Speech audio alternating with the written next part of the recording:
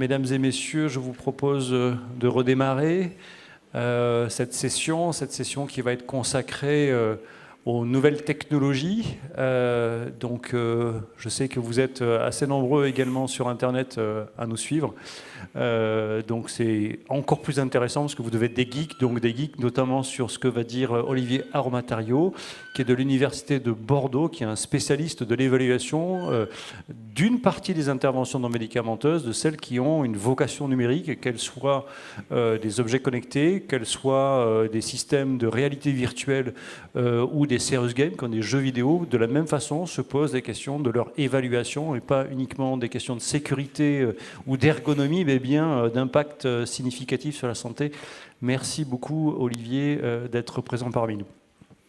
Merci. Je tiens aussi à te remercier, Grégory, pour cette invitation, pouvoir présenter un petit peu le travail qu'on fait dans le cadre de l'équipe de l'Université de Bordeaux, l'équipe méthode recherche interventionnelle en santé des populations, parce qu'on en voit de plus en plus. On va voir que les interventions numériques, elles fleurissent, c'est de plus en plus fréquent.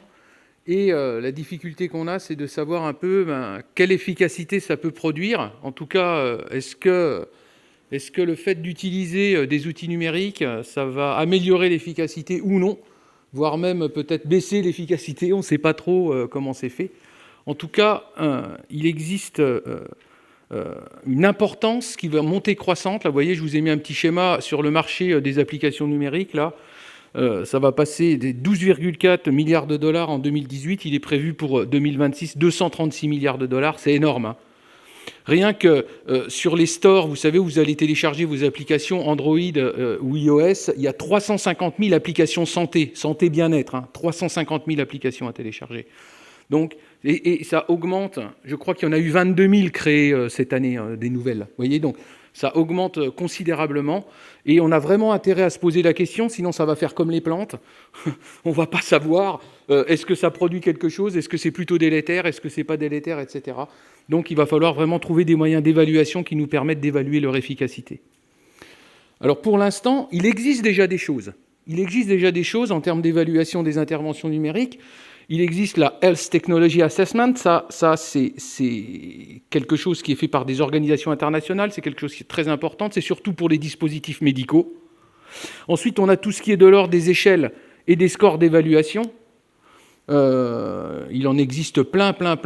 La plus connue étant la MARS, et c'est d'ailleurs l'HAS, dans son référentiel des bonnes pratiques sur les objets connectés et applications smartphone, et applications santé, pardon, ça veut dire ça, OCAS. Eh bien, elle a utilisé cette échelle australienne qui s'appelle la MARS, pour élaborer c'est les critères de la HAS des évaluations des interventions numériques. Pour évaluer leur efficacité, souvent, quand on regarde dans la littérature scientifique, eh bien, les études qui sont réalisées, ce sont des essais randomisés, des études avec une haute validité interne. Mais par contre, il est très rare de pouvoir trouver des détails sur le fonctionnement des applications. Quand je parle du fonctionnement des applications, moi, ce qui m'intéresse dans les applications, c'est tout l'aspect éducatif. Est-ce que ça va aider les personnes soit à maintenir, soit à modifier leur comportement de santé? Sinon, l'application, si c'est juste du recueil de données, par exemple, je n'appelle pas ça une intervention médicamenteuse, j'appelle ça juste du recueil de données. Donc, quels sont les mécanismes d'efficacité qui sont mis en œuvre? Dans quelles conditions c'est fait, dans quelles conditions ça fonctionne et pour qui ça marche? Parce que si on ne se pose pas ces questions-là, on a du mal à pouvoir répondre s'il y a un rôle positif de ces actions dans la modification du comportement des individus. Et quand on regarde les articles qui présentent des recherches avec des validités internes importantes, ça finit le plus souvent par dire « Eh bien, ouais, ça marche. » D'accord ? On donne des applis à un groupe, on n'en donne pas à un autre groupe, et on dit, ouais, l'appli, elle marche. Mais par contre, on dit, il faudrait continuer à étudier parce qu'il y a la black box. Alors là, la fameuse black box, on l'a dans tous les articles, d'accord ? Il y a cette boîte noire qui apparaît. Et la question qu'il faut se poser, c'est qu'est-ce qui se passe à l'intérieur de la... D'ailleurs, boîte noire, je pense que ce n'est pas une bonne traduction française parce que quand on parle de boîte noire en français, c'est dans un avion, il y a toutes les données, on a tout. Quand on a la boîte noire, on a tout. Moi, je pense qu'il faudrait plutôt appeler ça la chambre noire, parce que avec les études de validité interne importantes, eh bien, on n'a pas les explications de comment ça marche, pourquoi ça fonctionne, auprès de qui ça marche, et dans quelles conditions ça marche. Pourtant, à chaque fois qu'on nous présente une application numérique, et c'est le cas, par exemple, pour les référentiels de bonne pratique de la HAS, quand on nous présente une intervention numérique, eh bien, à chaque fois, c'est précisé que ça doit permettre au patient d'être acteur de sa prise en charge. Il y a des phrases comme ça qui sont un petit peu mises un peu partout. Contribuer au développement de la dimension préventive de notre système de santé, etc., etc. Et pourtant, quand on regarde, eh bien, toutes les grilles qui existent, eh bien, elles présentent peu d'évaluation de la dimension éducative et de promotion de la santé en réalité. Quand on regarde les critères d'évaluation, eh bien, ce sont essentiellement des critères d'information, de contenu, de conception, comme je le disais au-dessus, d'accord ? On a vraiment des évaluations du mode outil et non pas des évaluations du mode intervention éducative. Quand on veut évaluer une intervention éducative, eh bien, qu'est-ce qu'on fait ? Eh bien, on regarde quelles sont les modalités d'évaluation des interventions éducatives.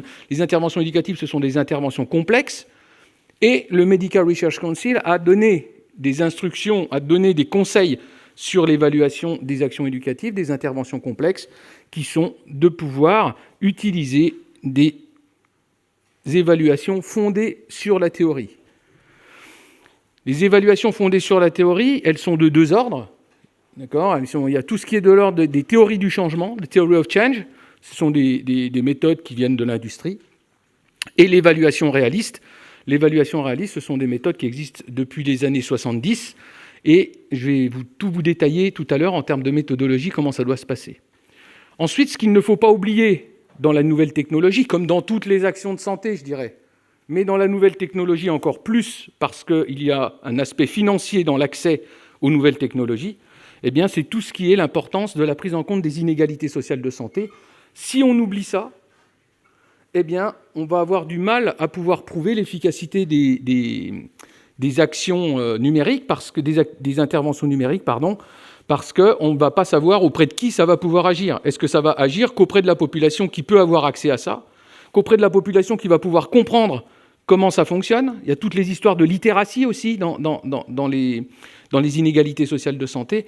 Je vais vous montrer aussi une grille que l'on peut utiliser pour analyser les modalités de prise en compte des inégalités sociales de santé dans les interventions numériques. Donc, ce qui nous intéresse vraiment dans les interventions numériques, c'est bien de comprendre les conditions dans lesquelles elles fonctionnent, quelles sont les conditions dans lesquelles l'intervention elle va produire des résultats. C'est-à-dire sur comment elle fonctionne, sur qui et dans quelles conditions elle est efficace, et comment l'intervention elle va prendre en compte les ISS, encore une fois, je l'ai dit. Pour vous mettre en évidence ça, je vous propose de présenter deux recherches qu'on a fait. Une première recherche qui s'appelle VisioAdjust, où on a utilisé les modalités d'évaluation réalistes. À chaque fois, je vous poserai le cadre théorique avant de vous dire concrètement qu'est-ce que ça a donné derrière. Et l'autre, c'est donc l'utilisation de la théorie du changement pour élaborer une théorie d'intervention pour analyser les applications santé, alimentation et activité physique. Ce projet s'appelait OCAPREV. Je commence par le projet VisioAdjust qu'on a mené en collaboration avec l'Institut Gustave Roussy, et ça a été financé par la Fondation de France. Je veux particulièrement remercier Nathalie Renvoisé pour la participation à cette action, ainsi que Cécile Charles, qui était à Gustave Roussy et qui maintenant a rejoint notre équipe à Bordeaux, en partie dans notre équipe et en partie à l'Institut Bergonié. Et également la structure qui développe les interventions d'activité physique à distance, qui s'appelle Moven. Donc effectivement, VisioAdjust, c'est quoi ? Eh bien, c'est permettre à des personnes qui sont en cours de soins de cancer d'avoir accès à des séances d'activité physique à distance en visioconférence. Les personnes ont une séance hebdomadaire d'1 heure qui se déroule en visioconférence, d'accord ? Et ça va durer pendant 6 mois et c'est renouvelable une fois. En principe, les personnes, donc, elles vont rester 1 an dans le dispositif. Elles ont toutes les semaines une séance d'activité physique à distance. Elles sont 3 ou 4 patients par séance avec un coach sportif. Et tout le monde peut se voir. Il y a la caméra de l'ordinateur qui permet de montrer à tout le monde. Voilà. Le coach peut corriger, les gens se voient entre eux, etc. etc. C'est vraiment une visioconférence classique pour faire de l'activité physique. Alors, ce cadre théorique de l'évaluation réaliste, qu'est-ce que c'est que cette histoire d'évaluation réaliste ? Il y a trois grands fondements de l'évaluation réaliste.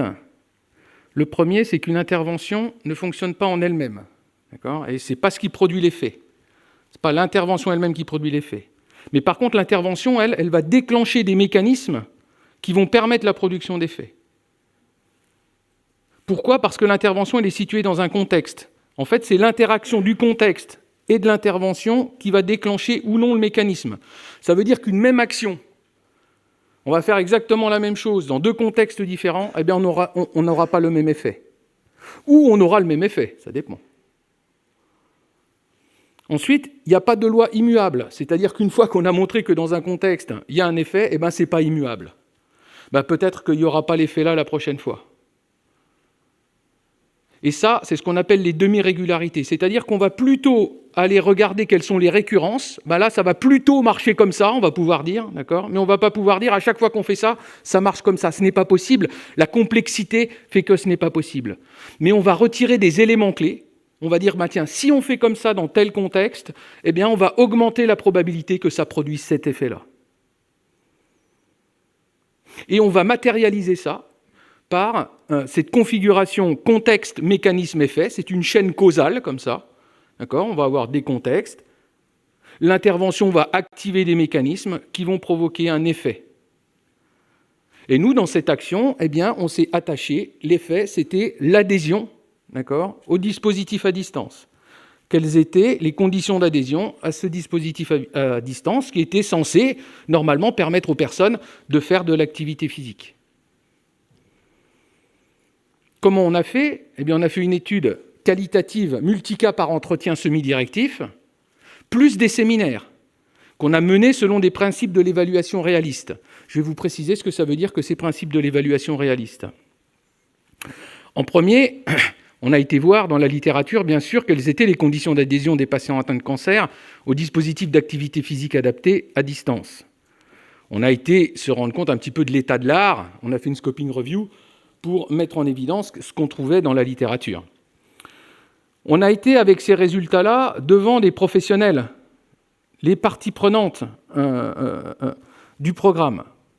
Quand je dis les parties prenantes, c'est-à-dire que ce n'est pas que les professionnels, justement, mais c'est aussi aller devant les patients. Donc on a été avec les résultats de notre scoping review, on leur a dit, vous, qu'est-ce que vous en pensez que ça ? Est-ce que vous pensez que ces résultats-là, c'est plutôt représentatif dans ce que vous faites ? Est-ce que vous auriez envie de rajouter des choses ?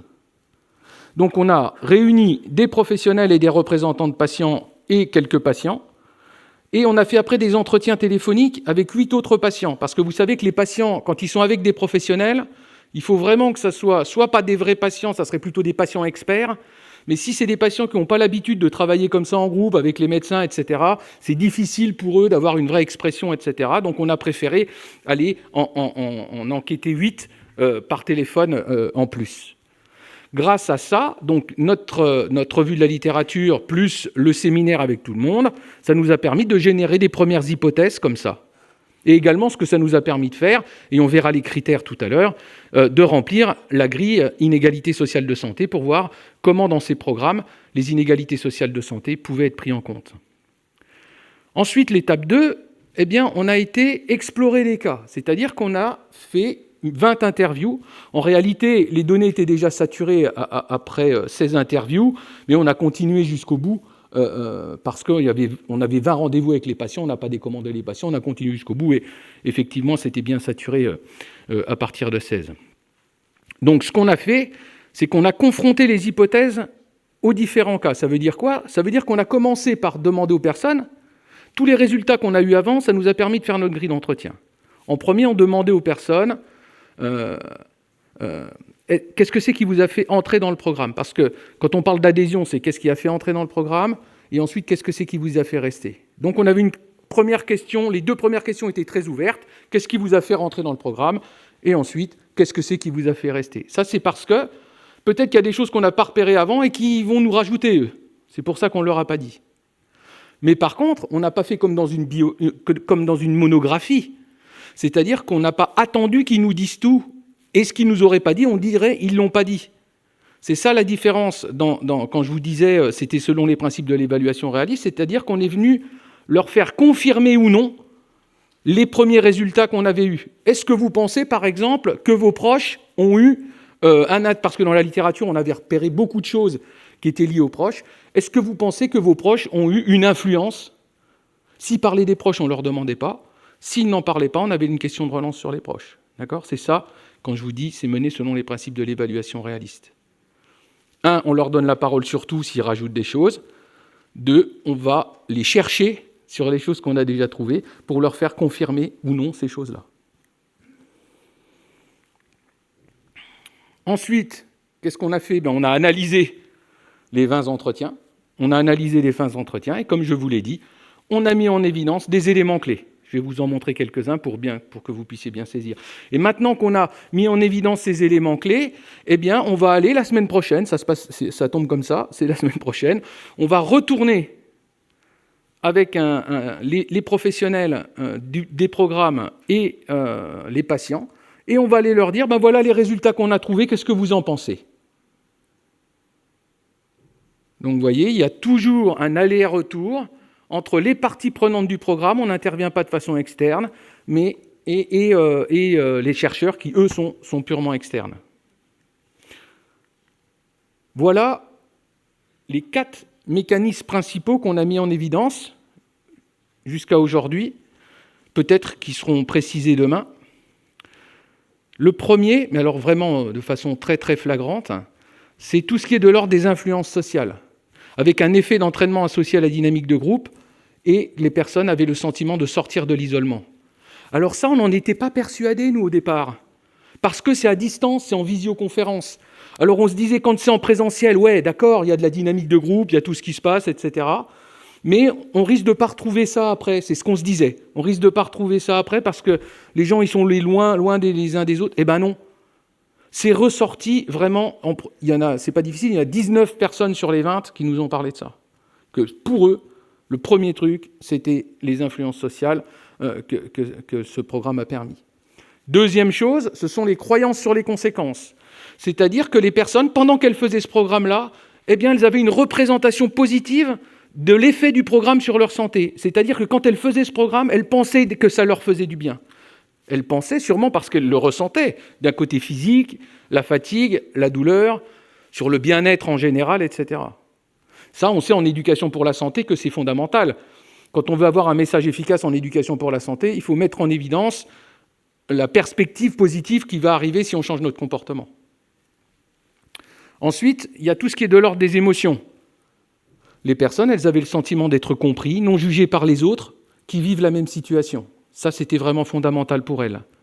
Elles n'avaient pas peur de pouvoir apparaître affaiblies, d'accord ? Voire même physiquement changées. Elles ont parlé aussi de la réduction de la tristesse. Et elles ont parlé aussi des difficultés qu'elles risquaient d'avoir parce que le programme ne durait qu'1 an et qu'elles aimeraient bien pouvoir y rester, etc. Ensuite, il y a une autre chose dont on ne s'attendait pas non plus, c'est tout ce qui est de l'ordre de la régulation comportementale avec la régularité des séances. Le fait d'avoir des séances régulières, eh ben, les gens, ils étaient vraiment très contents et ça a vraiment favorisé leur adhésion. Ils attendaient la séance toutes les semaines, ça rythmait leur vie.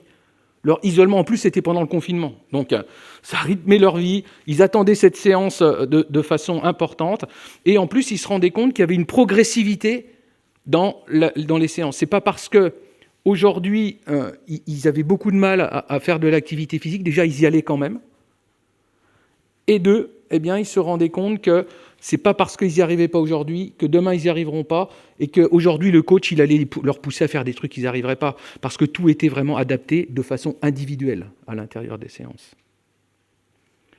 Donc, vous voyez, ça, il y en a 9 en tout. Ça, c'est les 4 vraiment prégnants qui sont ressortis le plus. Alors si on croise ces mécanismes avec dans quel contexte ils ont pu s'exprimer, eh bien on obtient cette chaîne ici que j'ai appelée la configuration CME tout à l'heure, d'accord, avec les contextes d'un côté, le mécanisme au milieu et l'effet d'adhésion qu'il peut y avoir derrière. Alors les contextes, on l'a séparé en 4 types de contextes particuliers. Tout d'abord, il y a les CE et les CU. Les CE, ce sont tout ce qui est de l'ordre du contexte externe à l'intervention. L'intervention, elle peut rarement agir sur des contextes externes. Ensuite, il y a les contextes internes à l'intervention. Ça, c'est ce que l'intervention a produit comme contexte, sur quel contexte elle va agir l'intervention. Et ensuite, à chaque fois, on a des contextes qui ont un effet plutôt positif et des contextes qui ont un effet plutôt négatif. Comme exemple, je vous en montre un, c'est les difficultés numériques et l'adaptation du logement à l'activité physique. Ça, c'est la première des choses. Quand on fait quelque chose sur un ordinateur à la maison, eh ben, le premier frein, c'est qu'il faut, être à l'aise avec l'ordinateur. Il y a une patiente qui nous avait dit, moi, c'est comme la voiture, hein, tant que tout marche bien, ça va encore, je me débrouille. Mais dès qu'il y a un petit truc de travers, ça y est, je suis perdu. Et ça c'est vraiment pas bien en termes d'adhésion si ça marche pas bien. Donc, il y a le fait que ça soit numérique, et d'autre part, il faut avoir un logement adapté. Un logement adapté avec suffisamment de recul derrière l'ordinateur pour pouvoir faire de l'activité physique derrière. Ou alors, si l'ordinateur il est en plein milieu du salon, par exemple, avec toute la famille, c'est pas facile de faire de l'activité physique.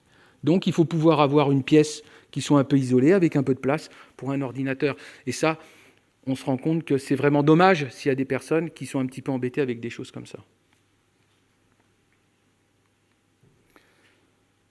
Sur la prise en compte des inégalités sociales de santé, donc il y a 31 des 35 critères qui sont remplis par les programmes. Ce programme-là, c'est énorme. Moi qui ai l'habitude d'analyser des applications santé, je peux vous dire que c'est très rare d'avoir autant de critères qui sont, vous voyez, on a autant l'adaptation à la littératie des utilisateurs. C'est où? C'est là. Ouais, j'arrive pas. Enfin, c'est pas l'avant-dernier, l'antépénultième, là, l'avant-avant-dernier. L'adaptation à la littératie des utilisateurs, c'est vraiment bien fait. Le coach, lui, permet à tout le monde de bien comprendre les exercices, que ça se fasse correctement, etc., etc. Les seuls qui ne sont pas remplis, je vous ai dit, c'était lié à la nature numérique, le fait que ça se fait à domicile, et d'autre part, c'est parce que quand ils ont créé le programme, il n'y avait pas d'utilisateurs à l'intérieur. S'il y avait eu des utilisateurs à l'intérieur, on sait que ça aurait été encore plus adapté. Voilà pour cette approche d'évaluation réaliste, où on a créé donc des configurations qui permettent de dire tel mécanisme va être activé dans tel contexte pour arriver à l'adhésion. En conclusion, je vais passer rapidement en conclusion pour VisioAdjust. Ça confirme que les programmes en visioconférence, ça peut agir sur les barrières qui sont connues à la pratique de l'activité physique. Les programmes en visioconférence qui ont été décrits, ils s'appelaient Packtime et Trevize, ces deux programmes-là, en tout cas, permettent de lever des barrières de programmes d'activité physique. Les limites, c'est qu'on n'a pas pu suivre dans le temps. On a fait un one-shot seulement, dommage. 2, tous ceux qu'on a interviewés, c'est ceux qui participaient. Donc on a toutes les raisons de ceux qui ont participé, qui ont pu participer, mais on n'a pas ceux qui n'ont pas participé. L'autre projet, donc là c'est différent, c'est un projet qui s'appelle OCAPREV, et où on a mis en évidence les conditions d'efficacité, les modalités de prise en compte des inégalités sociales de santé dans les applications santé, objets connectés, interface digitale à distance, bien sûr, aussi, dans le champ de l'alimentation et de l'activité physique.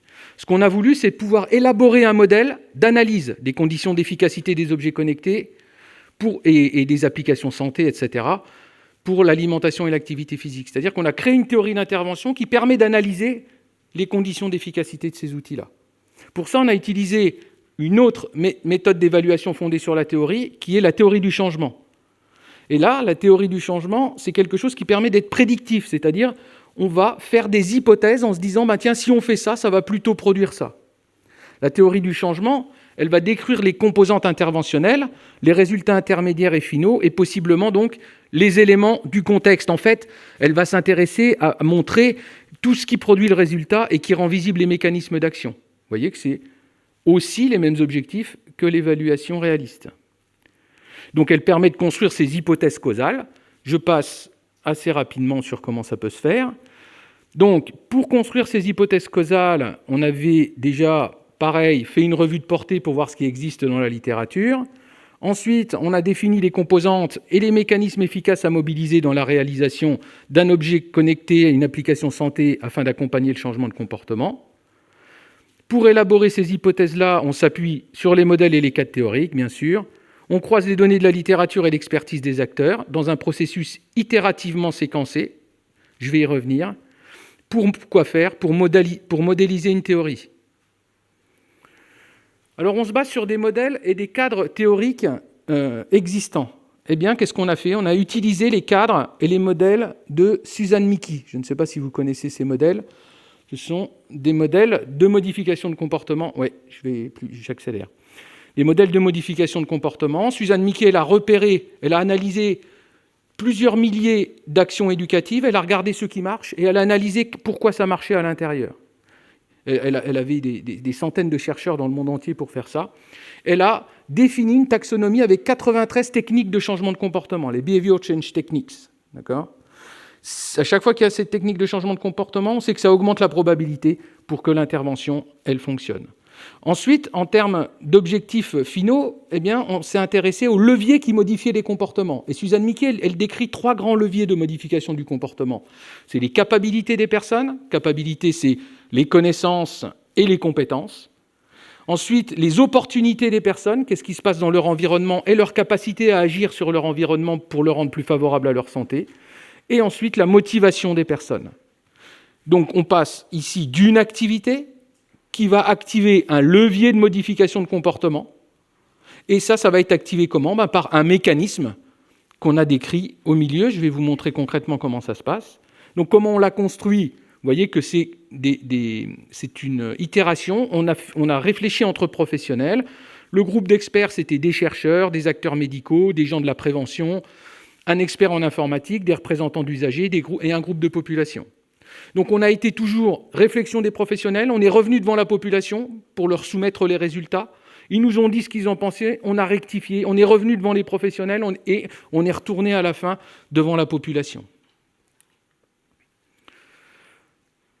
L'autre objectif, c'était bien sûr de mesurer la prise en compte des inégalités sociales de santé dans les objets connectés et les applications santé. C'est la grille qu'on a utilisée tout à l'heure, que je vous ai montré également.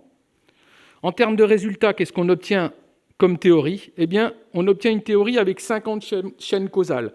Vous avez vu tout à l'heure, les chaînes causales, elles étaient contexte, mécanisme, effet. Avec la théorie du changement, elles sont intervention, mécanisme, effet.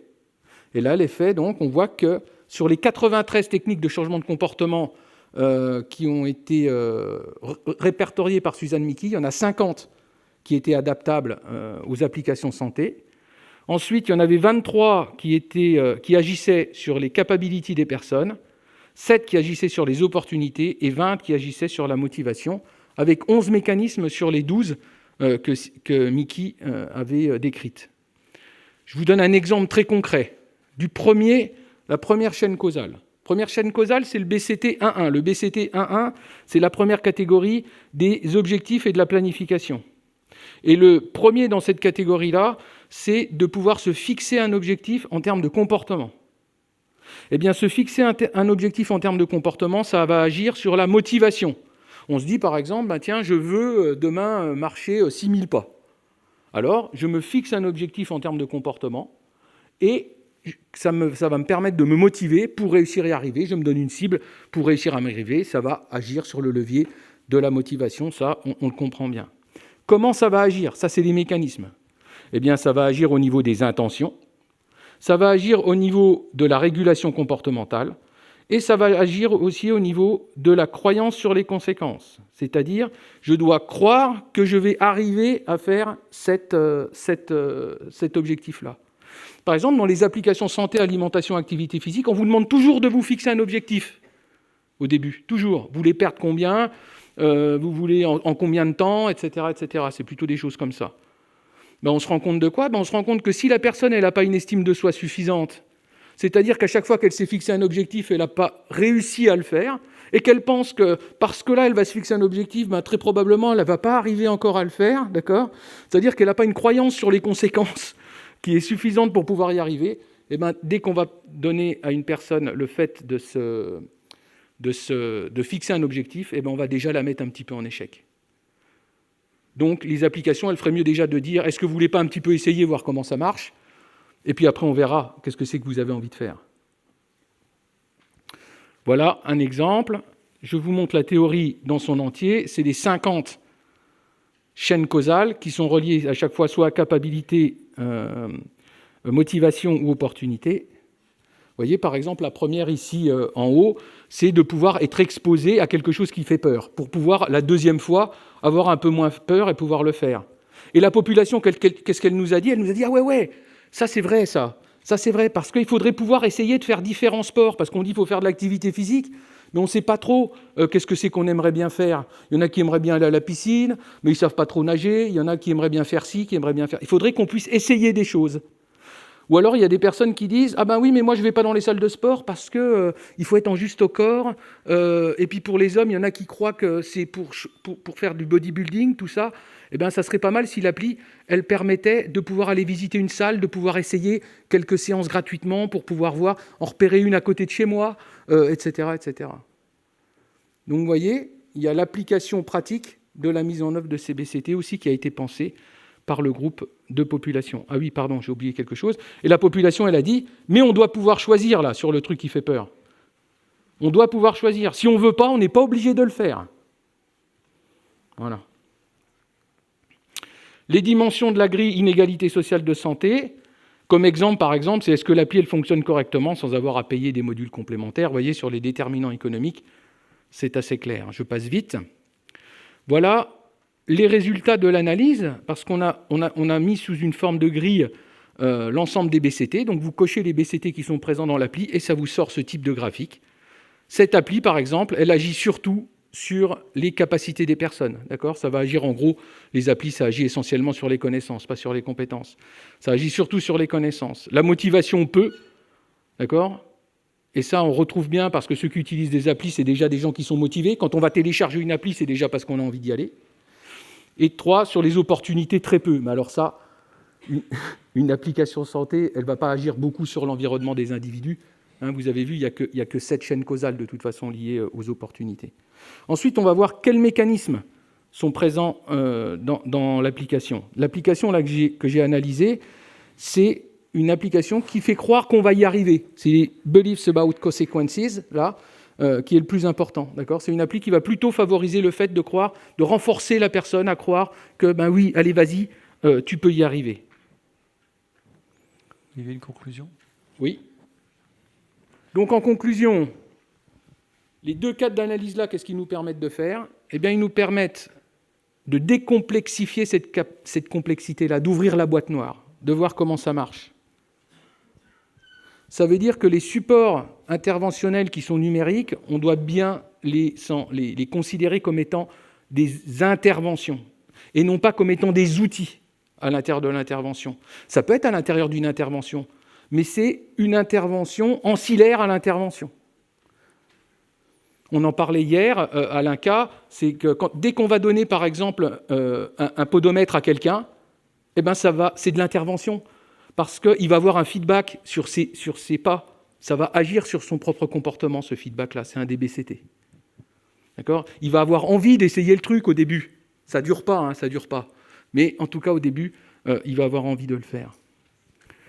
Donc, ce qui est important aussi, c'est la notion de participation de la population à toutes les étapes. Il y a la population qui est dedans et qui nous donne son avis, parce que nous, des fois, on barre ailleurs, on part, on est complètement parti, on est dans notre truc et on croit que ça marche. C'est comme ça qu'il y a des super objets qui existent et que ça n'intéresse absolument personne. Surtout pour les personnes âgées, par exemple.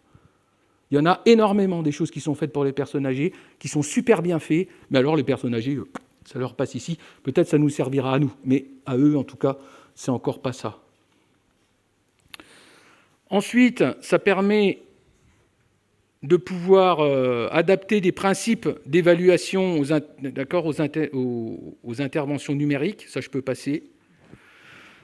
À quoi ça sert tout ça? Eh bien, ça doit pouvoir servir d'analyser ce qui existe déjà, mais aussi de servir de guideline, d'accord, de cahier des charges pour les personnes qui vont élaborer des interventions numériques. Il ne faut pas que ça serve uniquement à analyser ce qui existe, et ça doit pouvoir vraiment venir en complément des modalités d'évaluation existantes. Vous vous rendez bien compte que toutes ces hypothèses-là configurationnelles, eh bien, il va bien falloir aller mesurer vraiment leur efficacité avec un essai derrière. Ou alors, il faut vraiment être sûr que tout ça, ça s'appuie que sur des données probantes. Voilà, merci. Merci beaucoup. On va hélas pas avoir trop de temps pour discuter, mais peut-être, rejoins-moi, on peut avoir peut-être une question. Je voudrais juste peut-être recadrer par rapport à ce que tu as présenté, qui ne relève pas nécessairement de l'évaluation de l'efficacité, comme c'était évoqué ce matin avec Ivan Krakowski, ou potentiellement un impact sur la qualité de vie, ou potentiellement sur le coût. On n'en est pas là, en fait. Ce que tu as présenté, c'est un élément de conception de ces solutions numériques et de la manière dont on pourrait les optimiser pour qu'ils aient potentiellement un effet sur la santé. Et donc, donc dans notre... C'est bien l'ouverture de la boîte noire. C'est ça. Comment ça marche. Et donc dans la NPI, dans le développement que j'ai présenté ce matin, on se situe bien dans, pour nous, les études prototypales en fait. C'est des études sur lesquelles on essaye de concevoir les meilleures solutions qui aurait potentiellement un impact sur la santé. On est bien encore dans cet aspect-là et pas forcément dans l'évaluation de l'efficacité et encore moins dans la traçabilité. Donc dans la chaîne d'évaluation de ces pratiques, et je pense que c'est un élément important de replacer, en tout cas par rapport à l'évaluation de ces solutions. Est-ce que vous auriez une question? On a 3 minutes encore pour rester... je suis désolé, mais à cause on a plus de 80 personnes qui sont en ligne, il faut absolument qu'on respecte le timing. Quelqu'un aurait une question à poser? Olivier? C'était tellement clair, parfait. Moi j'ai envie de temps... Ah, il y a une question. Ah, pardon. Je vous en prie, monsieur. Question courte, réponse courte. Oui. Bonjour. Jérémy Grasset, on développe des applications en réalité virtuelle. Et en fait, on se rend compte souvent que dans les études, les gens confondent le modèle et le contenu. Enfin, la technologie et le contenu, et du coup, je voulais savoir si vous avez aussi rencontré ce problème pendant vos études, parce qu'il y a une vraie confusion entre les deux. Alors, c'est toujours la même histoire, quoi. Hein. Et d'ailleurs, dans les critères d'évaluation, bien souvent, on demande si c'est beau, si c'est machin, etc. Aujourd'hui, on voit des serious games, par exemple, c'est hyper beau, d'accord ? Et en termes de contenu, c'est dangereux. Donc, il faut vraiment réussir, et c'est pour ça qu'on propose cette méthode. C'est pouvoir se déconnecter et pouvoir mettre vraiment... Alors que le contenu, il a une importance aussi, parce que si quand vous ouvrez l'application, vous n'avez pas envie d'y aller, c'est foutu. Par contre, si vous avez vraiment envie d'y aller, c'est pas gagné. Donc, et pourquoi c'est pas gagné? C'est ça qui nous a intéressé de chercher. C'est de pouvoir mettre en évidence, justement, pourquoi ça fonctionne, pour qui ça fonctionne et dans quel contexte ça fonctionne. C'est vraiment important. Peut-être, David, une question, micro devant, si vous voulez. Je voudrais juste vous dire et vous redire la question d'une intervention non médicamenteuse ne peut pas être une solution numérique, au sens de ça ne peut pas être de la visioconférence. Ça ne peut pas être un marqueur ou un compteur de pas. C'est bien une intervention, un contenu avec une durée, avec un objectif de santé. Et tu l'as très très bien démontré en disant on veut avoir un impact sur la santé.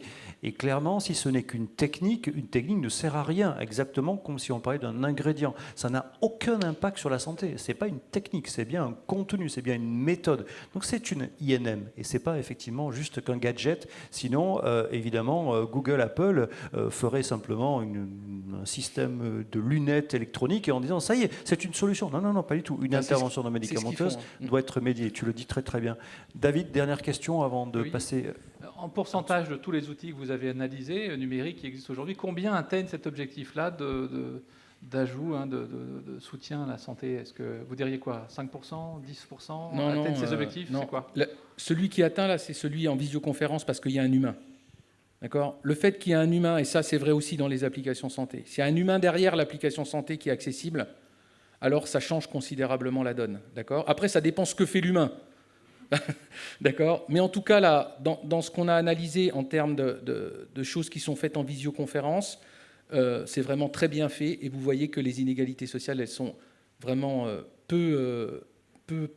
ça prend vraiment en compte les inégalités sociales de santé, et en plus, tous ceux que j'ai interrogés, ils ont vraiment modifié leur comportement.